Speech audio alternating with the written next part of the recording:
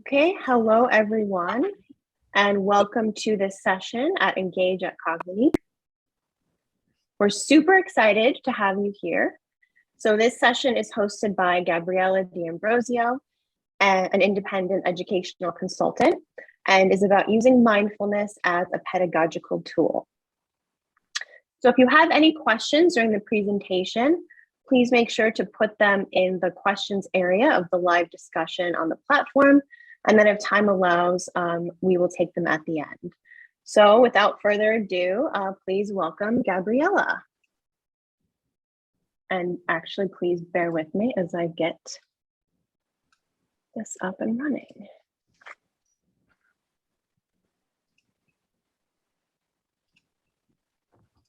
Hello, everyone. Thank you for joining us today from wherever you are in the world. It is my honor to be here with you and have such esteemed colleagues sharing this experience with us. It feels a little surreal to be sitting here in La Paz in Mexico. I grew up in South America. I'm Uruguayan. I lived in Mexico and Uruguay and Brazil and London. And, you know, now it's come full circle. I was an educator and IB diploma coordinator for the middle years program and diploma program. And recently I moved to Chicago, Illinois with my husband and our dog there, who looks like Bear in the Big Blue House. And find me on LinkedIn here, scan my code, because I want to connect with you and collaborate. It was a really hard year teaching the last couple years. And what really helped me get through it was mindfulness. And I am one of the teachers that burnt out and had to quit.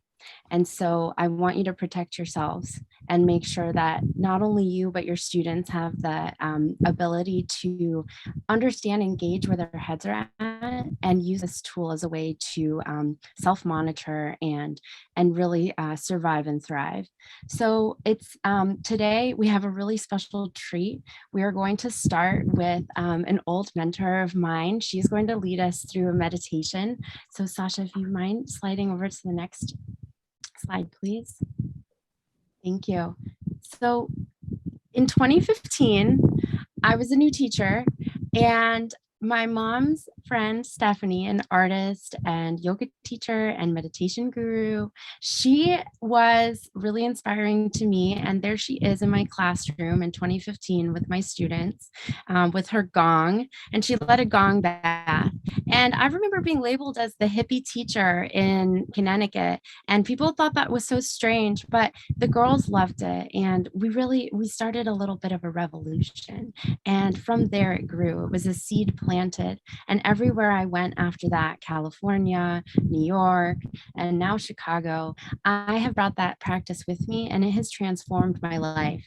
And I think really what it takes is just taking the step forward, letting the experts do the work for you, and just enjoying and meditating alongside your students to really feel present and grounded. So without further ado, I am honored to introduce Stephanie Joyce. Hello, everyone. I'm quite honored to be here, and thank you for putting this together, Gabby. I'd like to begin by leading you in a grounding practice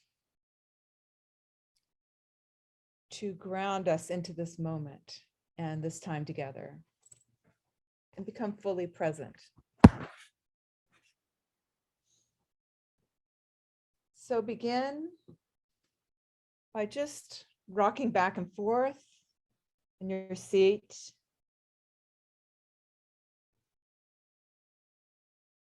Feeling your legs on the chair, the ground, where you're sitting. And your feet grounding into the earth. As if you're growing roots down into the soil. Anchoring into gravity and emerging in stillness.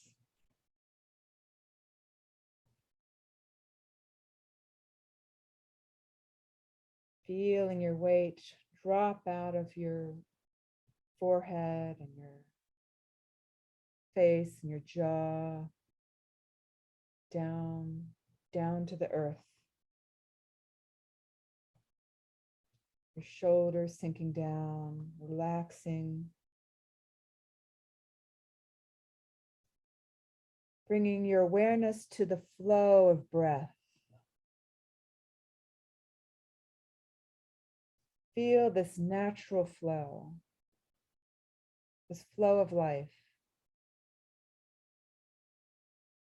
nourishing the body. Inhaling deeply, filling the belly, expanding with air.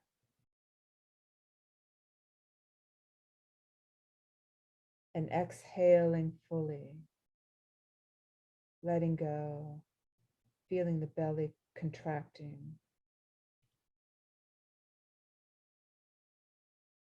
Continue this deep breathing. Inhaling life's energy,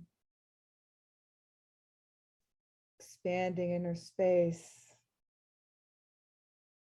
and exhaling, aligning with gravity of the earth.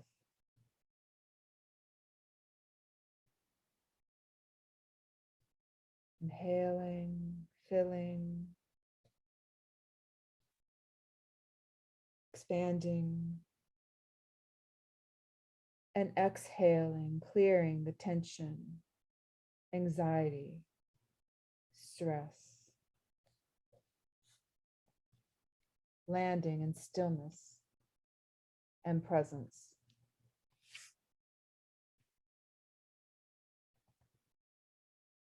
Inhaling deeply, calling in your awareness to this moment.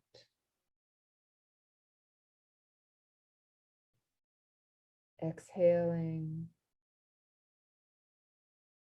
letting go of any thoughts or tensions that take you away from this time in the here and now.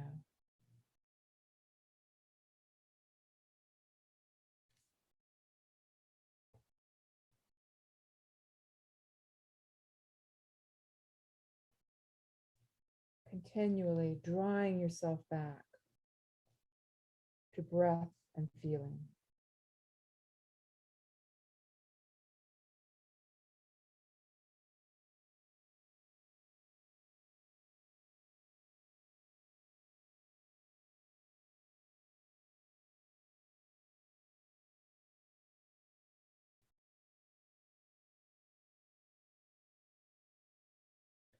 Exploring the sensations of the body as they arise. Pelvis, the legs.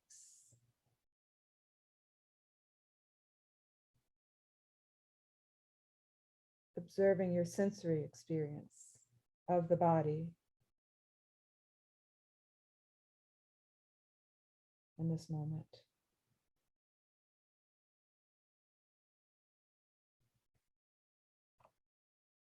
And the feeling of the breath washing through.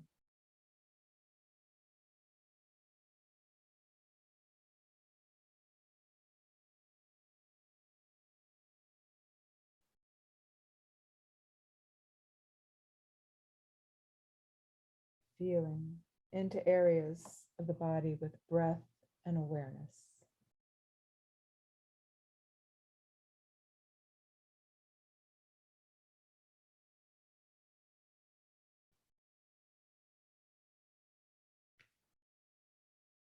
Breathing into this stillness, the still point of the present moment.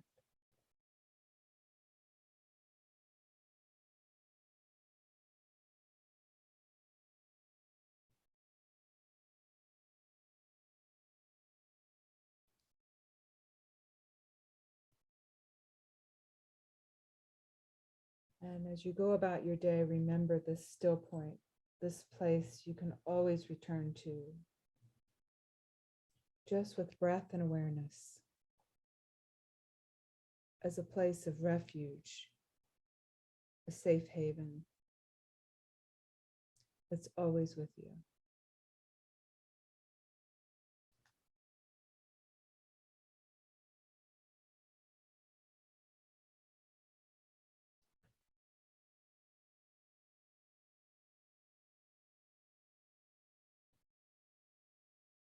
And thank you so much for taking this moment to connect and expand.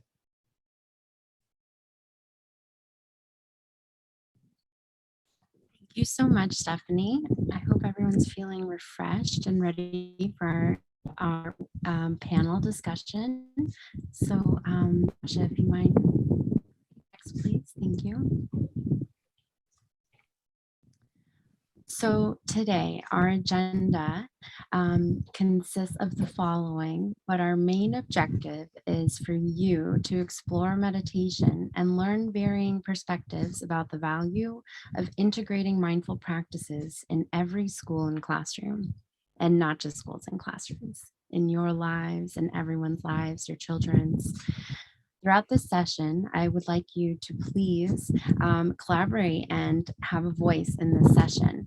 Post in our resource space on the Padlet and also on our swap card website. Sorry, I forgot the name for a second. Our next item is just to define mindfulness, and then we're going to engage in a panel discussion where you can post some questions after we dig into a few pre-planned questions, and then I'm going to show you some tangible tools to integrate this into your setting. There's Stephanie again in my classroom with my students and me in the back. Do you see me on the wall there? Okay, Sasha, let's next slide, please. Thank you for manning the fort. Okay, transforming education defines mindfulness as a state of awareness and practice. It involves attending to the present moment and cultivating an attitude of curiosity, openness, and acceptance of one's experience. Just like the IB Learner Profile and the IGCSE Learner Profile tells us to be open-minded and grounded and balanced, we are, it is a non-secular, it is a secular, non-religious practice and backed by scientific evidence, which we'll get into, but it really focuses on the four following concepts: attention, active listening, watching, considering, having a larger awareness about not just yourself, but the room around you, the global environment, but really also understanding your body. Intention, being purposeful and trying to mitigate impulsivity. So I also am an executive functioning coach. So I practice mindfulness with my clients to help them with their ADHD or impulsivity issues. And so this is something that's a lifelong journey for me as well, but I'm practicing every day. Presence, being in the moment, here and now, not your grocery list or thinking about the laundry that you forgot to switch to the dryer. There's things that can wait when you are here and now, especially when you're with your students. And they know when you're not being mindful, when you're like 1 second or not right now. You know, there's some techniques that my panelists will divulge later. Being curious is the last one, being very open, objective, and non-judgmental. So you're observing. What I like to describe to my students as, and why I sat outside today, is think of your mind as the blue sky. It's not bothered by the clouds going by, right? I didn't mean to rhyme, but I am an English teacher. So every time you see a thought go by, think of it as a cloud, and with like a Q-tip, you just push it out and there's your blue sky. Now, this is it takes a lot of practice to actually get there, and maybe one cloud out of the 45 will actually be pushed away. But if you can kind of cultivate that with your students early on, they grow and grow in that practice. And as they're experiencing hormonal shifts, growths, changes, challenges, they'll be able to handle those better, being open, present, intentional, and attentive. So I love this graphic, and Cognity's aesthetic team is just a big shout out to them. This looks so good. But it really, my goal here is this little cycle. It's all interconnected. Enhance student-teacher relationships through mindfulness, positive classroom climate, potential to reduce difficult behavior, not just potential, proven. Trust me, I know, because I needed it and it worked. Increase in teacher health. This was the biggest one for me, because you can't be your best teacher until you take care of yourself and fill your own cup. So being well engaged and satisfied in your work is so important. And in a time that it's very difficult to find that, take the 30 minutes for yourself to meditate each day, and just close your door. And then afterwards, meditate with the kids again for 10 more minutes. But this last part here, through the research of Roser in 2012, I just think is really important. And here's an example. I was skeptical at first, but I had sophomores in high school, and it was definitely a remedial class without them actually knowing. It was tracked in a way that they ended up in that class. And end of the day, and there was like 32 of them in a no window classroom, and they were really naughty. They were really ill behaved. Those little sweet baby angels were not angels in some moments. So I would throw on calm.com and let them pick out whichever one they wanted. And it was like catnip to the brain. I'm not kidding. And after the first couple times, I thought can't be real. And I did it every single day that year. And by the end, I mean, it only took a few days for them to get used to it and like it and ask for it. And then after that, there was no bad behavior. And if there was, they could recognize when they were behaving badly and say, "Miss, I need a mindful moment." Kid you not. California, 45 kids, one room, English language learners, disenfranchised learners, all different grade levels. It was an ELL class, and I didn't want to take that class. They didn't want to take that class. So we did mindfulness every day at the beginning. And because we were so lucky, we were out by the beach, we would just walk outside the classroom and just go look at the ocean and stand on a line and act like the horizon. It was the weirdest thing, but it just totally worked. And then we'd walk back inside and they would do their reading and their writing and stand up and participate and be kind to each other. So it's definitely not just me that knows the benefits of this. All my students throughout my time teaching have talked to me about this. So we'll hear from one of my students today. Okay, Sasha, we're ready.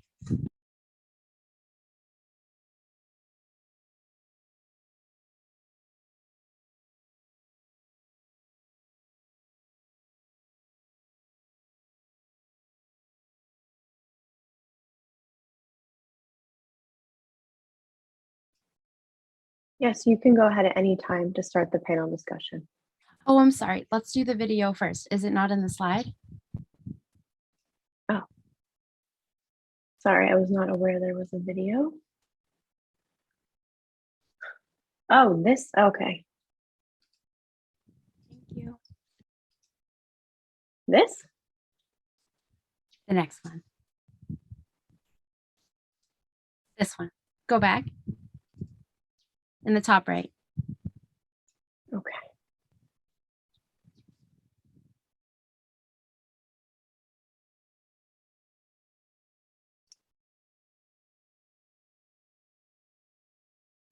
Can you share your audio sound? I'm so sorry. We can't hear it.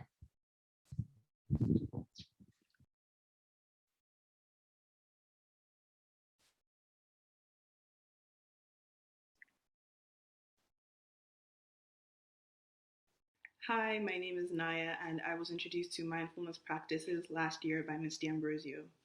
At first, it was a bit difficult for me to get used to our mindfulness sessions because school was very fast paced and my mind always went to all the things I had to do after school or how quickly we could be done with our sessions so we could get to the task at hand.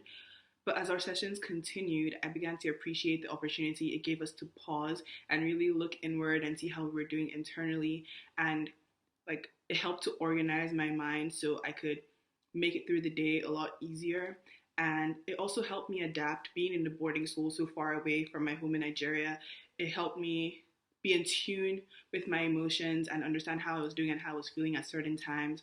And even now, as a high school senior going through the college application process and dealing with a difficult curriculum, I still use those practices to help me calm my mind and center myself so I know how to carry on with all the things I have to do. And mindfulness is definitely something I will continue with in college and beyond. Okay, so Naya's a star. They weren't all like that, but she is definitely very eloquent when capturing this. And she resisted at first. She was like, I don't have time for this, miss. I have too much homework. And I'm like, this is the thing to do before your homework, so you feel good. And then I want my panelists to introduce themselves, please. But before you say your name, who you are, and then read one of my students' quotes, so we have that perspective. And then we're going to dive into the questions in any order you want. I'll jump in and go first. I am Rakisha Hextall. You said where we're from? I'm from Virginia. I am a site manager for extended learning. And which one will I pick? It was really great to have this experience. I will meditate in my future. I will too.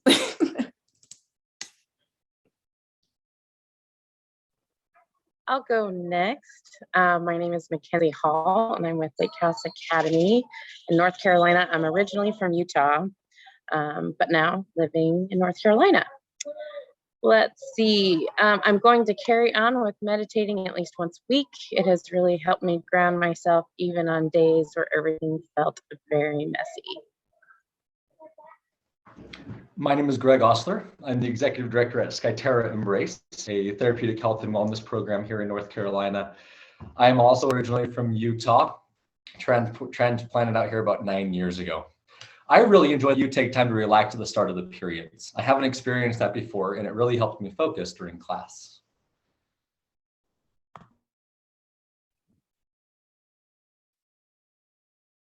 Hi, I'm Stephanie Joyce. I'm from New York, Sag Harbor, New York.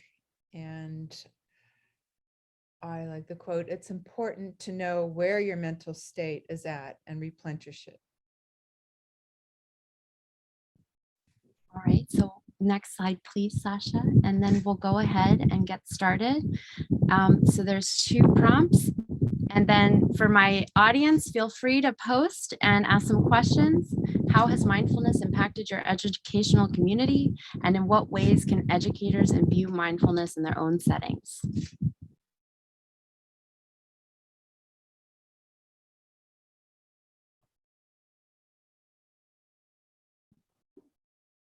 I'll start. How has mindfulness impacted your educational community? So I work with teenage girls, 12 to 15 years old, and it's a big deal. It's a big impact, especially with this age group, because, you know, we work with kids with ADHD, ADD, lots of judgment, specifically in the school setting. And so it's really great to be able to implement certain mindfulness techniques so that they can stop and slow down, especially as their brains are still developing and learning. That's a huge deal as they're trying to learn, as well as, you know, continue to allow their brains to develop. So it's paramount, especially we think about the first 3 months of their journey, you know, starting with at Lake House Academy, is just a lot of acclimation, getting into the habit, developing, you know, a routine. And so at the beginning of each class in our school, we start with a mindfulness technique, whether it's drawing with some light music in the background, but it just allows their brains just take a moment to stop before jumping in maybe to math, where we know that this age group struggles with a lot. So just having that initial start to every class seems to help a ton and allows the students to get more comfortable. Well, I'll go ahead and jump in next. Mindfulness has impacted my educational community, but like I just see another layer of patience with students and also outreach with families. And I think it's very important for me to like let you all know the community that I work with. I'm currently in Ward 8 of Washington, D.C. So like in mindfulness, it's very important for us to acknowledge the negative implications of poverty on our students and what that does to the mental and emotional well-being of them before even entering the building. So one, like patience, the outreach that happens with families because of how COVID has impacted these communities also. Yeah, so like going into some of the things that we do to, implement mindfulness in the classrooms, be that kids love dance parties. Dance parties, going back to what you said, Gabriella, about mindful moments and doing meditation in class. And we're huge on like implementing arts and crafts. So kids are not only expressing themselves through dance, it's arts and crafts that's happening. And also showing them and teaching them how to verbally express themselves without like the usage of aggression. So yeah, there's multiple things that's going on in my educational community with mindfulness. I'd like to speak. As Gabriella said, I am an artist, and I've taught art classes, and I started a yoga practice and mindfulness practice quite a while ago. And from that practice, it made me want to share with my community. And I feel like, for example, right here, it plants a seed of a new way to be. It's a way of being that can be incorporated all throughout life. And, having taught the yoga group in the high school led to, who knows where those seeds will take, but that introduction to a different way of being is very important. And one thing that led me to that was one of the students at the high school asked me to be a fortune teller at the prom. And there were so many kids lined up. I don't know anything about fortune telling or anything, but I just figured I'm going to give them a mindful moment, listen to them, and then share an affirmation. But it was a little window into their brains. And there was so much anxiety. I witnessed so much anxiety in that time of being, at the prom, that I wanted to start a yoga group, mindfulness group at the school, and they wanted it to come through a club. So that's how I started working with Gabriella, and then it went from there. But it really changed my life, and hopefully it just has such a power to heal and to bring awareness. So I really believe. Awesome. So I work with young adult women in that transition from high school to college to careers to whatever really is next in life. And I think one of the big things that we have really been able to help these young women understand is how to feel all the feels. So we slow down, we take that pause, and then we pay attention to what we feel, but it's like thoughts that come in, it's all distractions that we talk about. And we actually pause and challenge each of our students as young adults to identify what they're feeling and where they're feeling it in their bodies, so that they really can connect the mind and the body. Because we're going to overthink all of these different components. We're going to start getting lost in the distractions and the frustrations of whatever it is that I'm feeling. And we have so many of these powerful opportunities for these students to be able to pause and say, I feel numb. And then the next week they're saying, I feel something different. They don't necessarily know what it is quite yet, but it opens up the opportunity for them to feel something different, and they get curious. And so I think mindfulness has brought a lot of curiosity into our community, allowing these young adults to really reflect on where they've been. And then again, all of them are saying, I wish I had this earlier. I wish I'd had this years and years ago because of my ADHD, because of my ADD, because of my family and what happens at home every single day. And I think it's the piece of empowerment for them to be able to stop and breathe on their own as well, and understand that all it really takes is that it's just that moment of mindfulness and that affirmation that we can give ourselves as we take that journey into our daily life.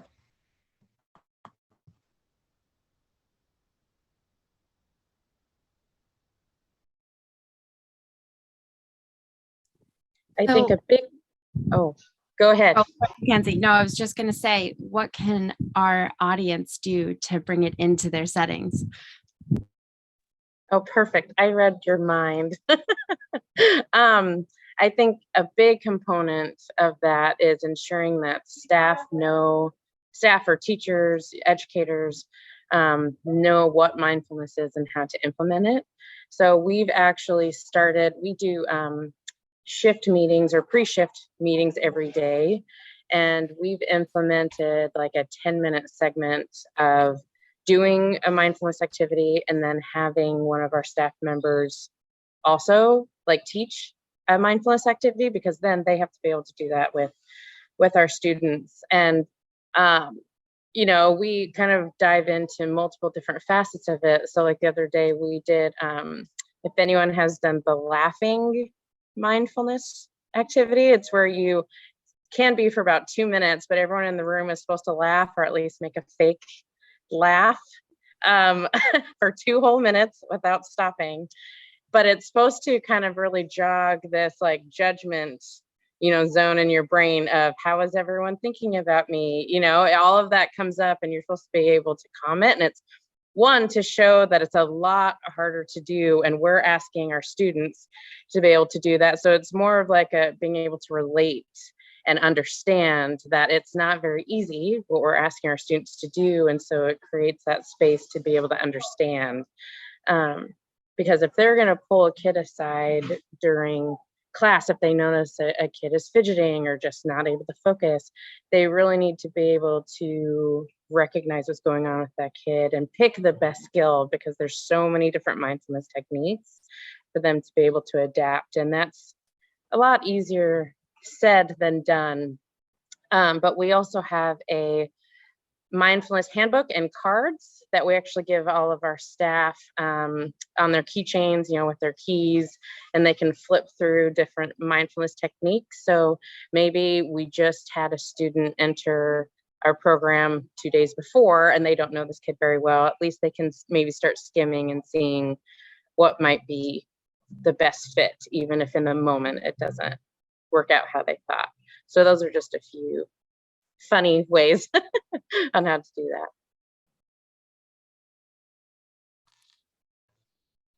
I like that. And one thing that I would add to it too is as we're teaching our staff and those leaders, those really role models in the environment, we have to be able to practice it. We also have to demonstrate it. And I think us being able to pause in the moment when we start feeling or sensing the environment being a little bit more energized, be able to take a breath and release, and then let the kids be curious about what you're doing too. Be able to let them ask, like, what are you doing? Like, why are you doing that? You just took a really big sigh. And it's like, well, great question. Let's go ahead and explore this a little bit and introduce the idea, because again, they don't know. They don't know what you're doing. They don't know why you're doing it because they've never done it before. And we really work on creating an environment of experiential education where the students get hands-on experience, so they get the education, but also the practice.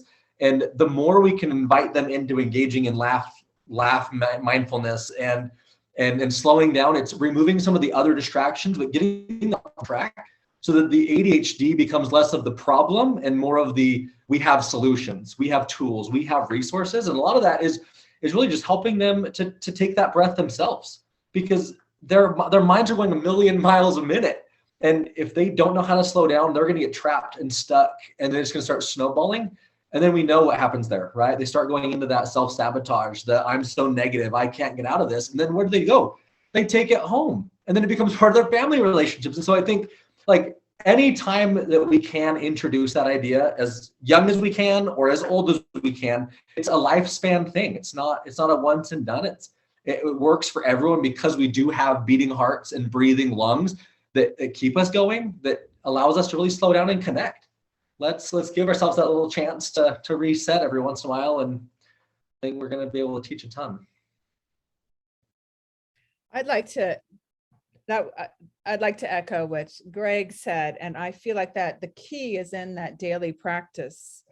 And it doesn't even have to be an add-on. It could be, as you're walking to the next class, take mindful steps each way without the thoughts coming in, just bringing yourself back to that still point in your activities, just switching over, and also having some support in that, with maybe all the teachers taking a time that you can meditate together collectively, supporting each other in that practice of filling up your cup and then really embodying that for the kids. They're gonna witness that and see that in you, and then helping integrate that into all throughout life. I think that's so critical because we oftentimes can be perceived as robots, or we're just there for a check. We have to humanize ourselves. And so to be able to say, whew, okay, right now I'm feeling a little overwhelmed, but I'm going to do square breathing. Like, like to be able to state, I have struggles too. And this applies to both me and to you. It's not just something that we say or that we're teaching you that has no value. So I think that's great.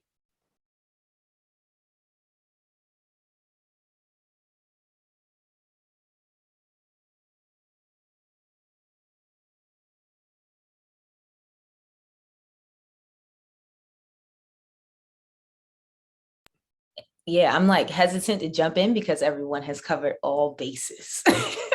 You all have covered all bases, and I agree with everything that everyone said. I know I am like super conscious about how I'm presenting myself to the students that I interact with, because I understand that my emotions and again, how I present myself will change and control the entire mood of the classroom.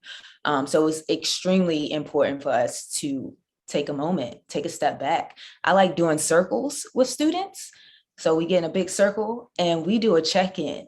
Like drop one adjective for how you feel right now. And if I'm overwhelmed, I'll state it. Like, I'm a little overwhelmed today, and express to them why I'm overwhelmed. And that opens the door for them to be more transparent in their feelings also. And I've had students like share words where I'm like, to me, that's a little concerning. And I'll ask them, can I check in with you later?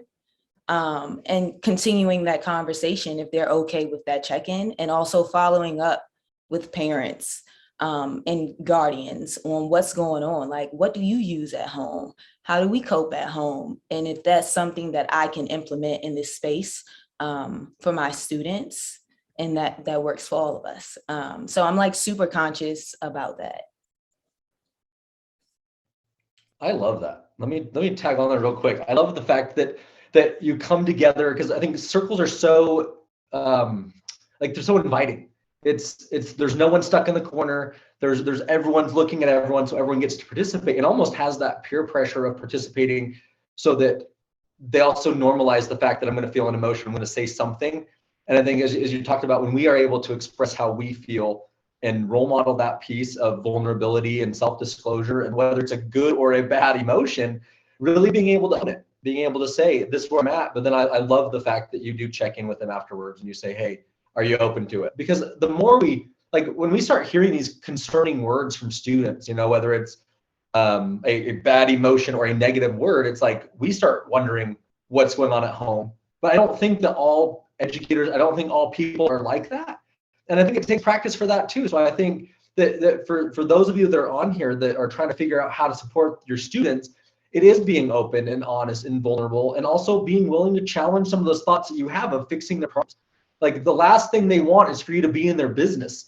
And so I think that's really important that we're acknowledging and demonstrating a little bit of compassion and empathy, but also helping them learn how to communicate their emotions and communicate boundaries. Are you open to a check-in? No? Okay, cool. Let me know if you do. But it's continuing that conversation long beyond, and then observing. It's not, okay, it's a once and done thing. She said no, so I'm going to be okay now. It's let's hold on to those pieces, because that's how you build relationships and rapport. I think it's super important that if you're working on mindfulness and your own practices, we bring that in and demonstrate it however you can to your classroom and your people. And I think part of that is the curiosity of what's behind the wall. What's on the other side of this experience for this child when they go home, or what's it like when they get to school in the morning, when they're not in my class, but they're in someone else's class. And I think we have to do the best we can. We also have to be compassionate with ourselves, understand that we are having a hard day sometimes, and it's super okay. But also we got to make sure that we are providing that space for ourselves, as you were talking about, Stephanie, to have those spaces and the step away to check in with yourself and do that mindfulness, and then invite others in. I think that invitation is so critical to building that community that will be resilient, that might have its ups and downs, that might struggle at times, but also is the one that's going to come back and say, hey, that person cares about me. And that, I think, is what we really get from this, and helping the conversation really get to that piece within those students in their homes.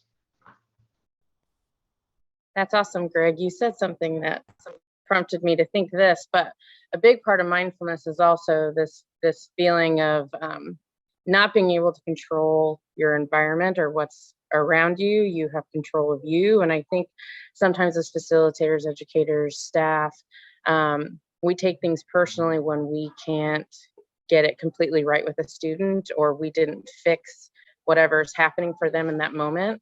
I would say the biggest thing, anybody stepping into this is keeping that in mind, that kind of like Greg, what you were saying is it's not about fixing it. It's about being present, being non-judgmental of the student, and knowing that it's not going to take away, the feeling or whatever's going on for them. That's probably the biggest thing that my staff members run into, is they take it really personally and they feel like, well, am I providing any value? When in reality, it's not about fixing it. It's providing that support so that they know that this person cares about me, and then they're not wanting to fix it based on their expectation. And so I think that's probably one of the biggest things, is just this feeling of being in control when it's not about being in control.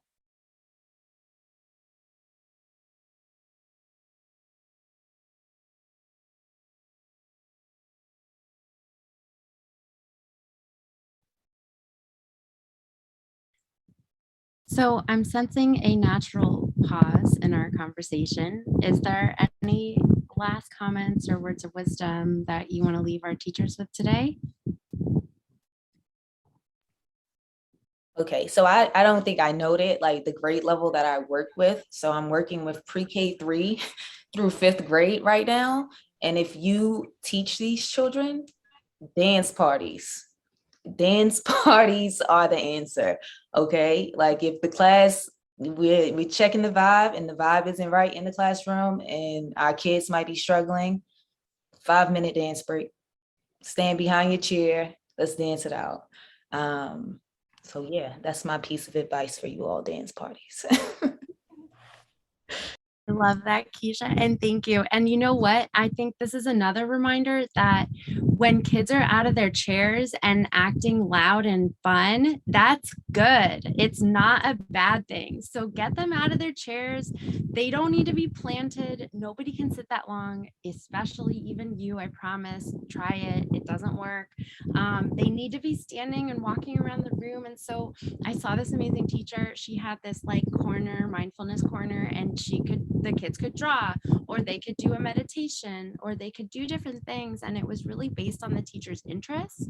And the students also brought ideas to the table. So ask them, when in doubt, do inquiry based and ask them what they want. And so let me show you what I do to integrate mindfulness into my online lessons and what you can use in your classrooms moving forward if there's nothing else from my panel. No? I think one thing I will throw in there real quick before you transition is it's never too late to start.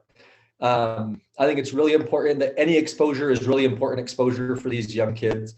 And if we're hesitant, we're scared, we're unsure of what's going on, let's try something new and let's see what does or does not work, and then pull what works and keep moving forward. Keep exposing these kids and these young people to something new so they can feel all the feels and understand okay to have your emotions. And I want to add on to that real quickly. Like you said, it's never too late to start. It's never too early to start either. So for example, even with the pre-K 3 students, when something's going on, I'm also huge on pushing my team to ask why, and allowing them to have the space to logically explain their behavior or their response to something to you. And that opens the door so you can talk them through it. So yeah, ask why.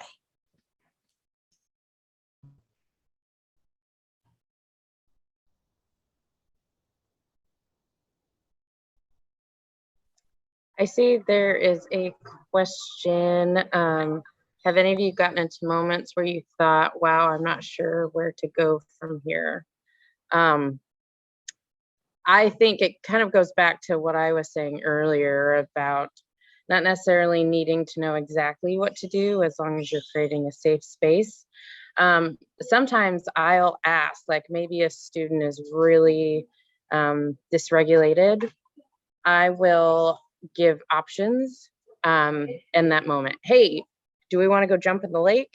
Or we can continue sitting here. Like I'll provide sometimes outlandish options to be able to kind of pull them out from, where they are in their mind. And one, to be able to jump in the lake, that helps with the nervous system, that sense of shock. So that's a good thing. And then the other is one that, we can continue doing, but it's more of the lesser of the two that I think they'll choose. So if anything, I try to think of different choices that they might want to latch onto. And again, to have them start thinking about something different than what's going on for them. But if it's outside of that and I just have no idea what to do, I use my team. Maybe I think of somebody else who might have a really good relationship with the student. Like I'll tell the student, hey, I care about you. I'm going to be right back. I'm going to take 2 minutes and I'll go and find somebody else who might have a better connection with them. Maybe it's about, tagging in, or if they're busy, just getting some feedback from them. So I really tell my team and staff to use the team. It's not just about, the one person who might have the relationship. It's definitely a team effort. Another question, what do you do after a mindfulness session with students in high school? I think that this is an interesting piece as I've worked with the young adults and adolescents and even the grown adults. I think the biggest thing that has been beneficial for the students and those individuals is to really be able to have a time to just take that breath that's not guided, that's not structured, that's just kind of like, cool, we're gonna have a minute now. And then when you're ready, we're going to transition into the next thing. And I think some of that can include some journaling. If the students are kind of insightful and they're thoughtful, you can go ahead and talk what your thoughts are right now in your journal. I found that to be real helpful for students, or being able to just ask the question directly. What can you do with this information? What can you do with this experience outside of our experience in our time today? And then figure out how to get them thinking about what they can do to apply it. What do they need to do as their next step so they can keep this practice active, and you're being the example of beginning that practice in their lives. And I think there's options and opportunities to really get those students thinking in a different way as we slow down and pull away from the task orientation of academics, but not necessarily get to the vulnerability and self-disclosure of telling all the feels and having that conversation either.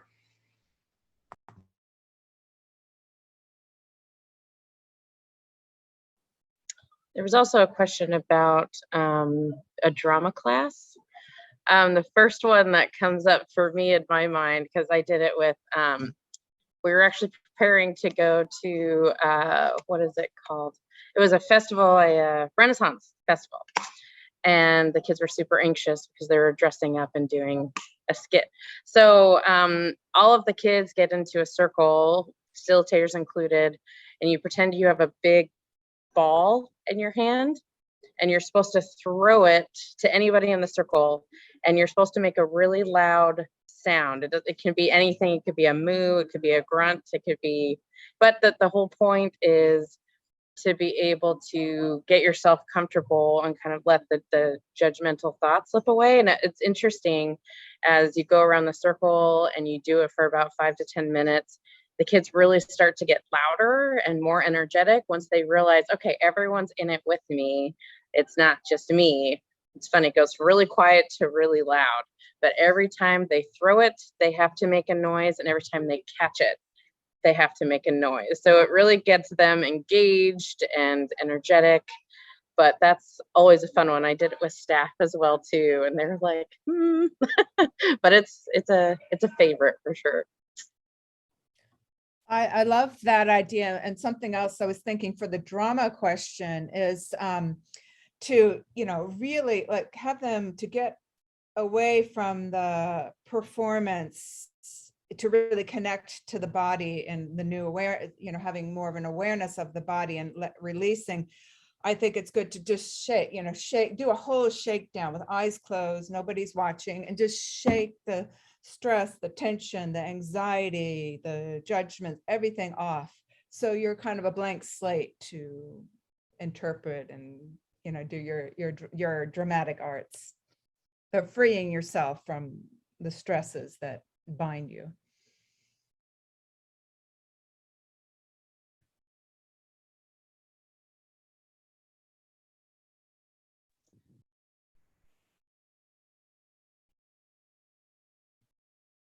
Well, I hope that you were able to gain something from this panel discussion. Thank you so much for participating, and thank you. Huge round of applause to my panelists. Thank you so much.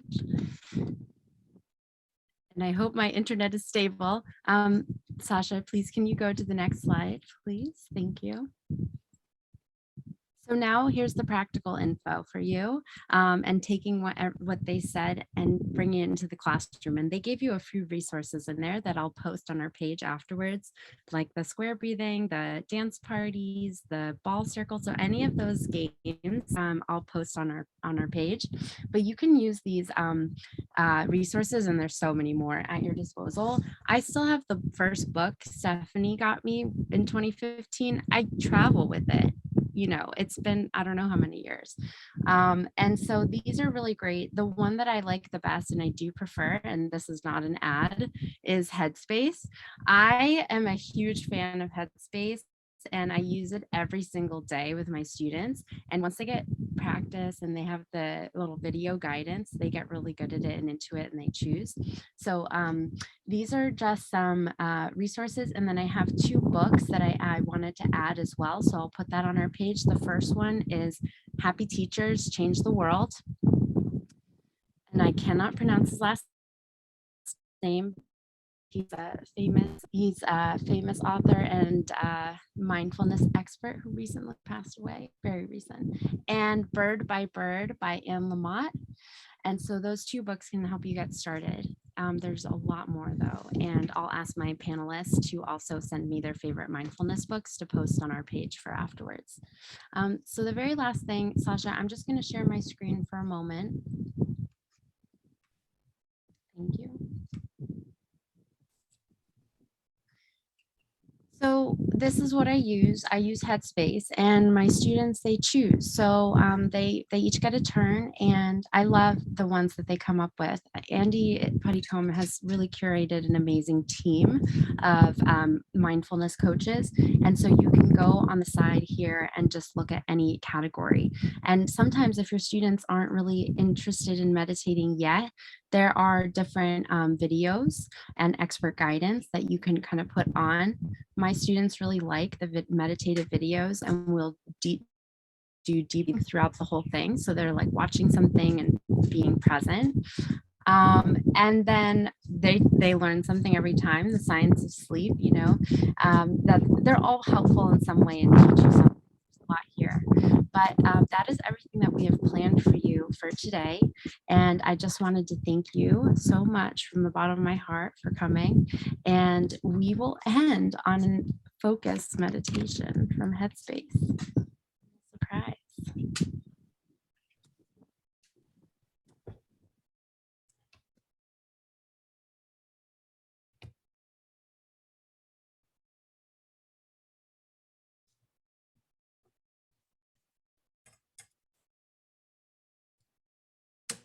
So taking a moment or two to get comfortable, just starting with a couple of nice big deep breaths, breathing in through the nose and out through the mouth.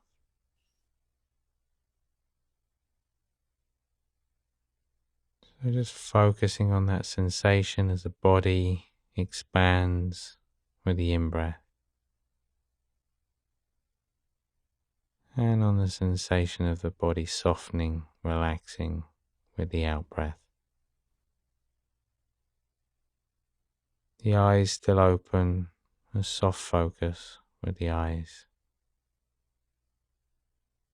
The next out breath, just allowing the breath to return to its natural rhythm. but maintaining that soft, gentle focus with the eyes. So aware not only of the space in front of you, but also either side, above, below. And just allowing one particular object within your field of view take your attention and slowly, gently focusing in on that one thing. So it's still a very soft focus, but now zooming in just slightly on that one particular object. Resting the mind there.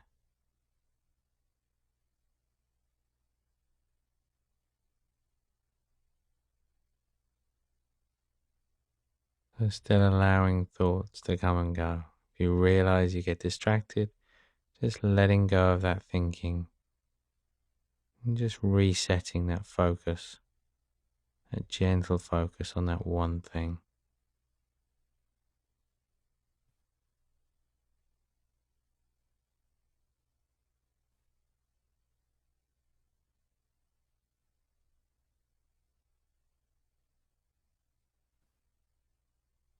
Remember, if the eyes get tired or sore in any way, just gently closing them for a moment, reopening and just resetting that focus.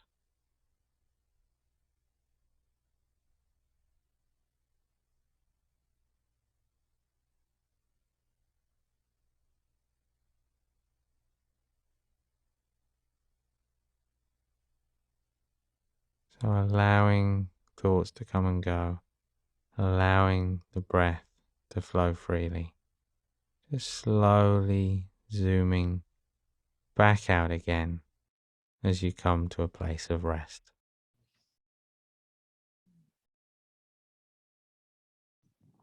Okay, so we'll end our session here with this quote: gently come back to the breath, following each exhalation with both focus and ease. If this is something that you prioritize in your classroom, your students will declutter their minds and be able to access the learning in a joyful and attentive space. Thank you so much to everybody. Have a wonderful day.